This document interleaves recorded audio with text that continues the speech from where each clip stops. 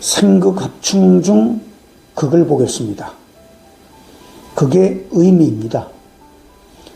극의 글자풀이로는 이기다, 능하다, 정하다 등의 의미를 지니지만 명리학 용어로서의 극이란 온전한 생으로의 변화가 이루어질 수 있도록 한계와 범위를 지으면서 균형을 이루어 함께 변화를 보이는 생의 바탕으로 앞의 생의 의의에서 어떤 만남의 변화가 극입니다.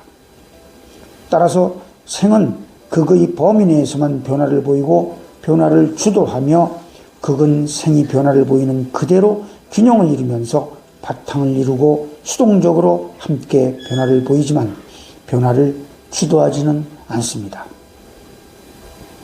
법은 국민이 온전한 생을 이룰 수 있도록 경계를 이루고 있는 극입니다.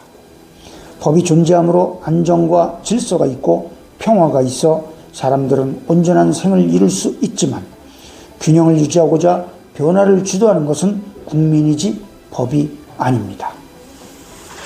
따라서 이 둘이 균형을 이루지 못하면, 즉 법이 약하면 혼란이 올 것이고 법이 지나치면 무력이 될 것입니다.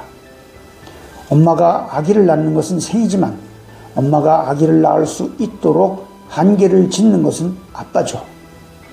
아빠의 범위 내에서만 엄마가 두 사람만의 아기를 낳을 수 있다는 뜻입니다. 그래서 귀통인 여자를 극하는 간목이 남자고 둘이 합을 해서 부부가 되어 가정이라는 양토적인 자격력인 무토를 형성해야만 그 범위 내에서 토생금이라는 이치에 의해 기토인 엄마가 자식인 경신금을 생하는 것입니다. 이때 가정이라는 무토와 가정의 바탕을 이루는 엄마라는 기토는 균형을 이루는 토의 작용력이고 이 토의 작용력을 극을 함으로써 한계와 범위를 짓고 있는 것이 남자요 아빠인 간목입니다. 다만 무기토는 음양이 다르므로 극하는 성질이 다릅니다. 극의 모습을 보겠습니다.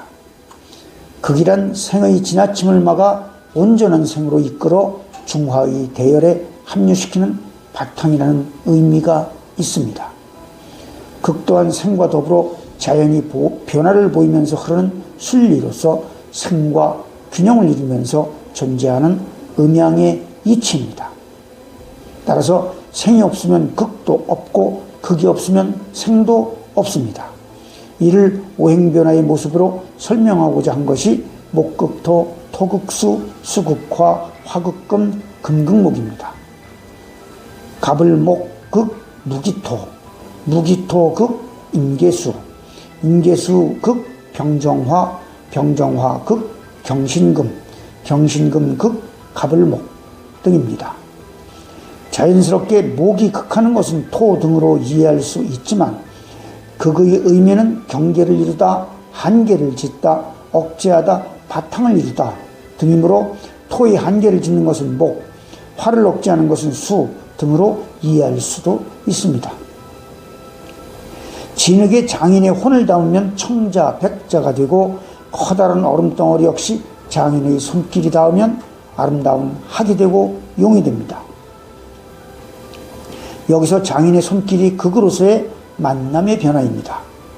진흙이든 얼음이든 장인의 손길의 범위 안에서 작품이라는 생으로 탄생을 하기 때문이죠. 극의 개념을 정리해 보겠습니다. 앞에서 생이란 극성을 이룬 하나의 오행이 어떤 만남의 변화와 균형을 이루어 다른 오행의 기운을 형성하는 것이라 했고, 극이란 온전한 생으로의 변화가 이루어질 수 있도록 한계와 범위를 지으면서 균형을 이루어 함께 변화를 보이는 생의 바탕이라 했습니다.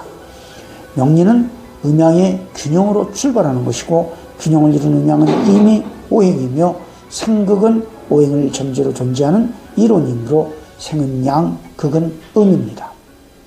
따라서 이 둘은 동전의 양면과 같고 사람으로 보면 남자와 여자의 관계와 같습니다. 남자든 여자든 둘 중에 하나가 없다면 이미 이 이름들은 존재할 수 없는 상대적인 존재이듯이 생극 또한 같은 이치라는 것이죠.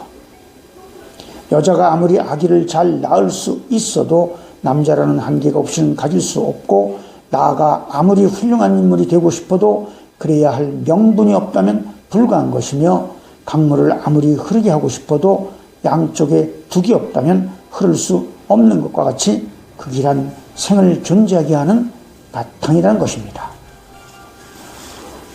또한 강물은 둑과는 섞일 수 없는 관계지만, 둑이 없으면 이미 강물도 없고, 남자와 여자 또한 섞일 수 없는 관계지만 남자 없이는 여자도 없습니다.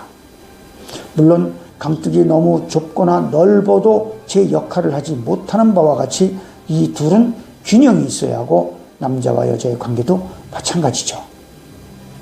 극이란 물을 담아두는 그릇이나 항아리와 같고 저수지와 같으며, 기차가 달릴 수 있는 철로와 같습니다. 목기운이 있으려면 반드시 금기운에 금극목이 있어야 하고, 화기운이 있으려면 반드시 수기운에 수극화가 있어야 하는 바, 이것이 자전과 공전이라는 테두리 안에서 상극합충으로 변화를 보이는 모든 생명력에 변하여 계절이 흘러가는 이치입니다.